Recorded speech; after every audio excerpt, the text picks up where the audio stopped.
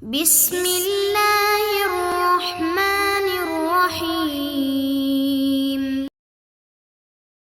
نحمده ونصلي ونسلم على رسوله الکریم اما بعد۔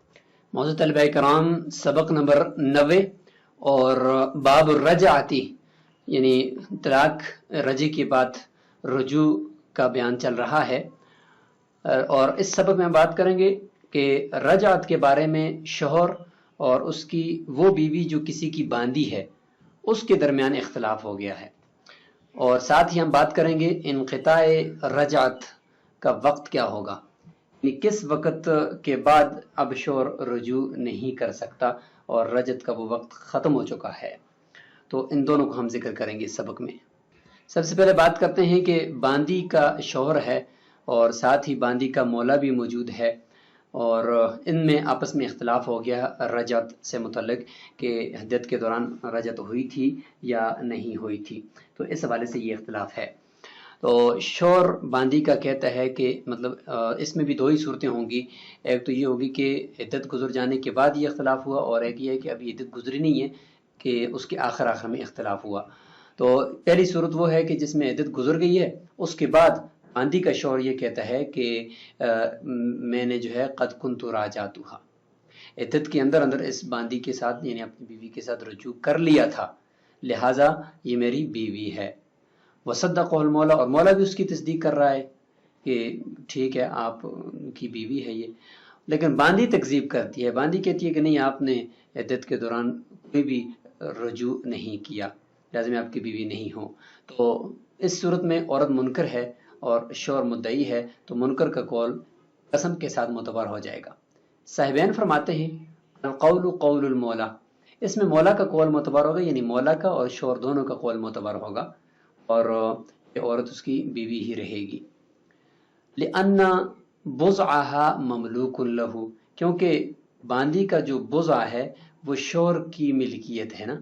فقد اقر بما ہوا خالص حقه للزوج، پس جب مولا اقرار کر رہا ہے اس چیز کا جو اس کا خالص حق ہے، یعنی بضع اس کے لیے، شوہر کے لیے، تو فشابہ الاقرار علیہ بالنکاح، یہ بالکل اس اقرار کے مشابہ ہو گیا ہے جو عورت کے اوپر مولا نکاح کا اقرار کرتا ہے شروع میں ہی کہ یہ میری باندی فلاں کی بیوی ہے، اس کا اقرار کرتا ہے، تو اس وقت پھر وہ اگرچہ جتنی تکذیب کرے تو وہ اس کی بیوی ہی ہوتی ہے۔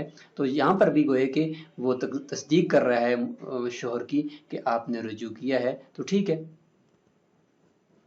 یہ ہو گیا صاحبین کی دلیل کہ مولا جو ہے وہ راضی ہے اس بات پر کہ وہ اس کی بیوی رہے۔ وہو یقول، امام ابو حنیفہ رحمہ اللہ فرماتے ہیں کہ حکم الرجعت یبتنی علی العدہ، رجعت کا حکم مبنی ہوتا ہے عدت پر، کیونکہ عدت کے اندر رجعت ہوتی ہے، اور عدت گزر گئی تو رجعت بھی نہیں ہوتی۔ تو رجعت کا جو حکم ہے اس کا انحصار عدت پر ہے۔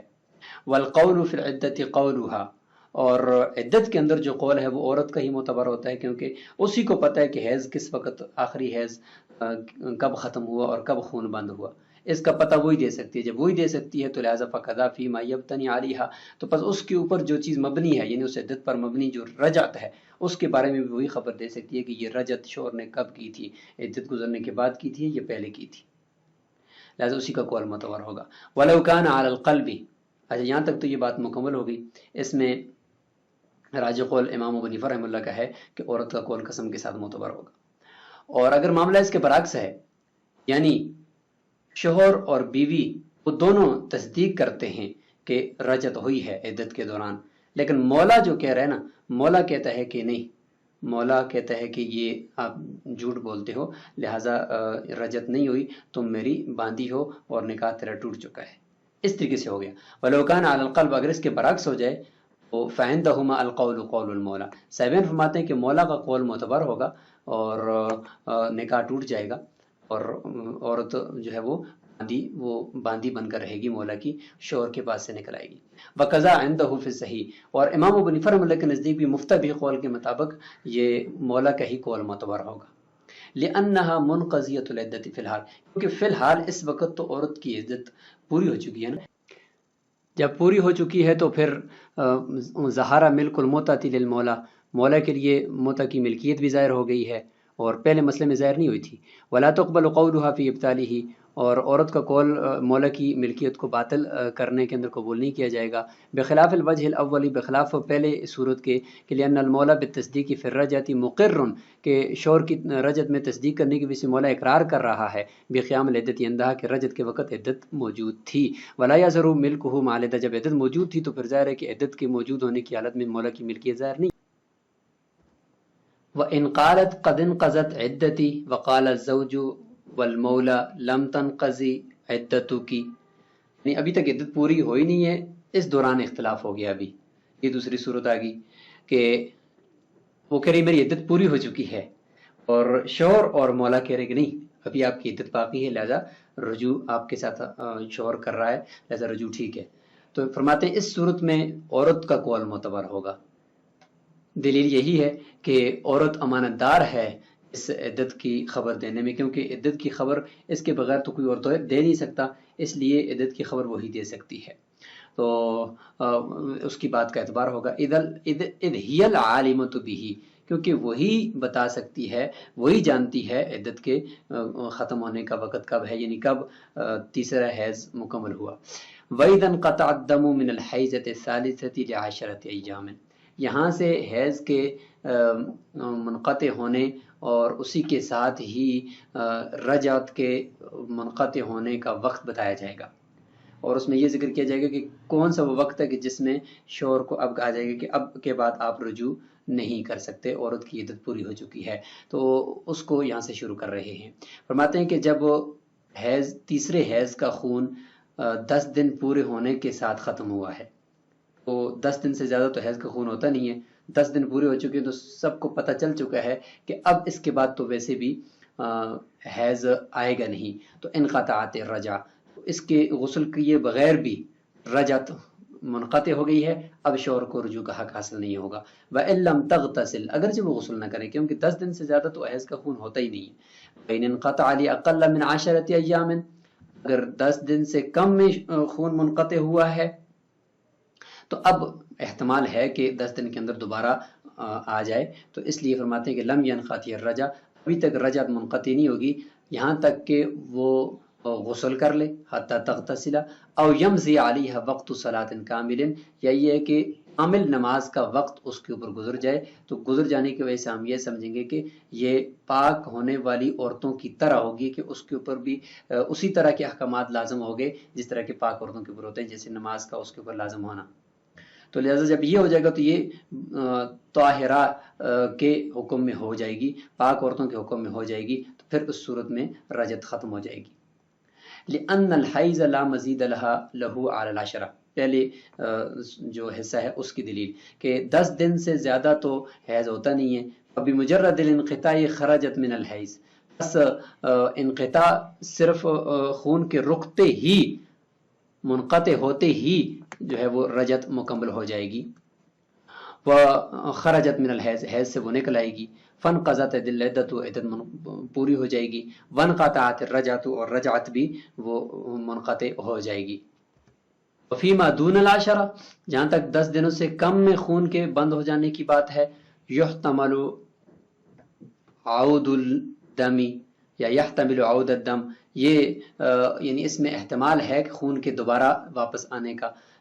فلا بد ان یعتضد الانقطاع، پس ضروری ہے کہ یہ جو خون کا منقطع ہونا ہے یہ مضبوط ہو جائے. بحقیقت الاغتسال، حقیقت میں جو غسل عورت کر جائے گی تو ہم یہ کہیں گے کہ اس کی عادت کے دن تھے اور غسل ہو گیا، تو اب اس ٹھنڈک کی وجہ سے بھی اس کا یہ خون رک گیا ہے، اور اب اگر آئے گا بھی تو اس کو بعد میں ہی دیکھا جائے گا. تو فرماتے ہیں کہ حقیقت اغتسال کے ساتھ مضبوط ہو جائے. او بلزوم حکم من احکام الطاہرات، یا یہ کہ پاک عورتوں کے احکام جو ہوتے ہیں ان میں سے کوئی حکم اس پر لازم ہو جائے. وہ کیا ہے؟ مضی وقت الصلاۃ، نماز کا کوئی وقت اس کے اوپر گزر جائے تو یہ طاہرہ پاک عورت کے حکم میں ہو جائے گی. بخلاف ما اذا كانت کتابیہ، بخلاف اس صورت کے کہ جب وہ کتابیہ ہو تو اس کے لیے پھر نماز کا تو ہے نہیں ہے، تو لہٰذا اس کے لیے پھر صرف انقطاع ہی ہوگا. بے شک وہ 10 دنوں سے کم میں منقطع ہو جائے تو صرف منقطع ہوتے ہی وہ اس کی عدت پوری ہو جائے گی اور رجعت منقطع ہو جائے گی. لأنه لا يتوقع في حقها امارۃ زائدہ، کیونکہ اس کے حق میں تو کسی زائد علامت کی توقع نہیں رکھی جا سکتی کہ اس کے اوپر نماز کا وقت گزر جائے یا وہ غسل کر لے. فاکتفی بالانقطاع، بس اس کے لیے صرف خون کے منقطع ہونے کے اوپر ہی اکتفا کر دیا جائے گا. وتنقطع اذا تیممت وصلت عند ابی حنیفہ و ابی یوسف رحمہم اللہ. امام ابو حنیفہ اور امام ابو یوسف اللہ یعنی شیخین فرماتے ہیں کہ اگر اس کو پانی نہیں ملا غسل کے لیے، اب وہ تیمم کرے گی نا، تو فرماتے ہیں کہ تیمم کی صورت میں کب اس کی رجعت منقطع ہوگی. فرماتے ہیں کہ اس وقت ہوگی کہ جب وہ تیمم کر لے اور اس کے بعد نماز بھی پڑھ لے، تیمم کے ساتھ نماز بھی پڑھ لے، تب جا کر چاہے وہ فرض نماز پڑھے یا نفل، تو تب جا کر اس کی رجعت منقطع ہوگی. اگر ابھی تک تیمم کیا ہے اور نماز نہیں پڑھی تو شور رجوع کر سکتا ہے. وہذا استحسان، یہ استحسان ہے. وقال محمد رحمہ اللہ، امام محمد رحمہ اللہ فرماتے ہیں کہ اذا تیممت، جب تیمم کر لے گی تو تیمم کرتے ہی انقطاعت، اس کی جو ہے وہ رجعت منقطع ہو جائے گی، اب شور کو اختیار نہیں ہوگا. وہذا قیاس، امام محمد رحمہ اللہ کا جو قول ہے یہ قیاس پر مبنی ہے کہ تیمم کرتے ہی وہ رجعت کا حکم ختم ہو جائے گا. کیونکہ لأن التیمم حال عدم الماء طہارت مطلقہ، کہ پانی کی عدم موجودگی میں جو تیمم ہوتا ہے وہ مطلقاً طہارت ہے، یعنی طہارت کاملہ شمار ہوتی ہے. جس طریقے سے پانی سے بندہ طہارت حاصل کرتا ہے تو بالکل یہ بھی اسی طریقے کی طہارت ہوتی ہے. حتی یثبت به من الاحکام ما یثبت بالاغتسال، پس تیمم سے وہی احکامات ثابت ہوتے ہیں جو غسل سے ثابت ہوتے ہیں. فکان بمنزلتہ، پس یہ تیمم بھی غسل ہی کی طرح کا ایک چیز ہے. جب غسل کی طرح ہے تو لہذا غسل کرتے ہی نماز پڑھنے کی سے پہلے رجعت ختم ہو جاتی ہے، یعنی رجعت کا حق نہیں رہتا اور عدت بھی مکمل ہو جاتی ہے. تو فرماتے اسی طریقے سے تیمم کرتے ہی نماز پڑھنے سے پہلے ہی اس کا رجعت کا حق شور کے لیے ختم ہو جائے گا. یہ امام محمد رحمہ اللہ کا قول جو قیاس پر مبنی ہے. شیخین فرماتے ہیں کہ نماز پڑھنا ضروری ہے. دلیل کہ انہ ملوث غیر مطہر، حقیقت میں دیکھا جائے تو تیمم تو مٹی کے ذریعے سے ہوتا ہے، وہ تو مزید انسان کو گندا کرتا ہے. مٹی تو مزید منہ کو لت پت کرتی ہے، پاک تو نہیں کرتی. حقیقت میں تو یہ ہے. وَإِنَّمَا اعْتُبِرَ طَهَارَةً ضرورت اللہ تتضاعف الواجبات، اللہ تتضاعف الواجبات، کہ اس کو طہارت ضروریہ قرار دیا گیا ہے. اس تیمم کو طہارت اور پاکی قرار دیا گیا ہے. کس ضرورت سے؟ اس ضرورت کی وجہ سے کہ عورت کے اوپر پے در پے واجبات لازم نہ ہو جائیں. یعنی نماز قضا ہوگی تو پھر اس کے بعد پانی نہیں ہے تو پھر دوسری نماز، پھر تیسری نماز، تو یہ نمازیں تو پھر اس نے دوبارہ قضا کرنی ہے، دوبارہ پڑھنی ہے. تو لہٰذا یہ نمازیں پھر پڑھنا اس کے لیے حرج کا باعث ہوگا. تو اس لیے واجبات کہیں اس کے اوپر زیادہ نہ ہو جائیں تو تیمم کو لازم کیا گیا. یا کسی بھی آدمی کو تیمم اس لیے لازم کیا گیا کہ پانی نہیں ہے تو طہارت اگر حاصل نہیں کرے گا تو نماز اس کی قضا ہو جائے گی، بعد میں پھر اس کی قضا کرنی پڑے گی. تو اس وجہ سے اس کو طہارت قرار دیا. تو لہٰذا یہ طہارت ضروریہ ہے، طہارت کاملہ نہیں ہے. وَهَذِهِ ضرورت تتحقق حال اداء الصلاة لا فيما قبلها من الاوقات، اور یہ جو ضرورت ہے یعنی نمازیں کہیں اس کے اوپر دوگنا بقایا نہ رہ جائیں، تو یہ جو ضرورت ہے یہ اسی وقت ہی ثابت ہوتی ہے جب نماز کے ادا کرنے کی حالت ہو. پہلے جو اوقات ہیں وہ تو اس میں تو یہ ضرورت ثابت نہیں ہے. ایسے صرف تیمم مقصود تو نہیں ہے، تیمم سے آگے نمازیں ادا کرنا مقصود ہے، جو مجبوری ہے کہ نمازیں کہیں زیادہ اس آدمی کے اوپر لازم باقی اس کے ذمے میں نہ رہ جائیں. تو لہٰذا یہ ضرورت نماز کے ادا کرنے کی حالت کے اندر ہی ثابت ہوتی ہے، پہلے نہیں ہوتی. تو لہٰذا والاحکام تو یہ بات سمجھ میں آ گئی کہ لہٰذا نماز پڑھے گی تو تب جا کر رجعت ختم ہوگی. اگر نماز ابھی تک نہیں پڑھی تو ابھی تک یہ تیمم سے جو طہارت جو ضرورت تھی وہ ابھی تک پوری نہیں ہوئی. اس لیے یہ طہارت ضروریہ ہے اور ابھی تک رجعت مکمل نہیں ہوئی جب تک کہ نماز نہیں پڑھی گی. اور جواب دیتے ہیں کہ آپ نے جو فرمایا کہ امام محمد رحمہ اللہ نے کہ اس سے اور بہت سارے احکامات ثابت ہوتے ہیں. مثلا یہ ہے کہ یہ تیمم کے ساتھ عورت تلاوت کر سکتی ہے، مسجد میں داخل ہو سکتی ہے، مسجد سے گزر سکتی ہے، اور اسی طریقے سے یعنی اور سجدہ تلاوت کر سکتی ہے. تو یہ سارے احکامات اسی تیمم سے ثابت ہو جاتے ہیں. تو فرماتے ہیں کہ یہ جو احکام ثابت ہوتے ہیں نا یہ بھی ضروریتاً اقتضائیتاً، فرماتے ہیں یہ جو احکام اس سے ثابت ہوتے ہیں یہ بھی ایک ضرورت کے طور پر ہیں اور اقتضاء کے طور پر ہیں. اقتضاء اس لیے کہ جب نماز اس کے ذریعے سے لازم یعنی جائز ہوگی ہے کہ نماز کے لیے یہ تیمم ہے، تو نماز کے اندر چونکہ قرات بھی کرنی ہوتی ہے، تو اسی طریقے سے سجدہ تلاوت بھی ہوتا ہے، تو یہ اسی کی پھر ضروریات ہیں نماز کی کہ جس کی وجہ سے وہ دوسرے احکام بھی ثابت ہوگے. ثم قیل، پھر یہ قول بھی ہے کہ تنقطع بنفس الشروع عندہما، اب شیخین کے نزدیک نماز تو پڑھے گی تو تب جا کر رجت کا حق ختم ہوگا، لیکن اب نماز شروع کرتے ہی رجت کا حق ختم ہوگا یا نماز مکمل کرنے کے بعد ختم ہوگا، تو یہ چیز ابھی دیکھی جا رہی ہے. فرماتے ہیں کہ اس میں ایک قول یہ ہے کہ شروع کرتے ہی شیخین کے نزدیک رجت کا حق ختم، اب نماز کے دوران شور رجوع نہیں کر سکتا. وقیل، اور ایک قول یہ ہے کہ بعد الفراغ، نماز کو مکمل کرنے کے بعد جا کر رجت کا حق ختم ہوگا، پہلے باقی ہوگا. لیتقرر حکم جواز الصلاۃ، تاکہ نماز کے جواز کا حکم اپنی جگہ پر مکمل ہو جائے تو اس کے بعد جا کر وہ رجت کا حکم ختم ہوگا. لیکن اس مسئلے میں راجح قول امام محمد رحمہ اللہ کا جو قیاس کے مطابق ہے کہ جب تیمم ہے وہ وضو کے قائم مقام ہے، غسل کے قائم مقام ہے، اور اسی کی وجہ سے پھر جس طرح غسل میں جو احکامات غسل کرنے سے لازم ہو جاتے ہیں تو اسی طرح کے احکامات تیمم سے بھی ہو جاتے ہیں، تو لہٰذا تیمم قائم مقام ہے وضو اور غسل کے، لہٰذا تیمم کرتے ہی عورت پاک ہو چکی ہے، رجت کا حق ختم ہو جائے گا.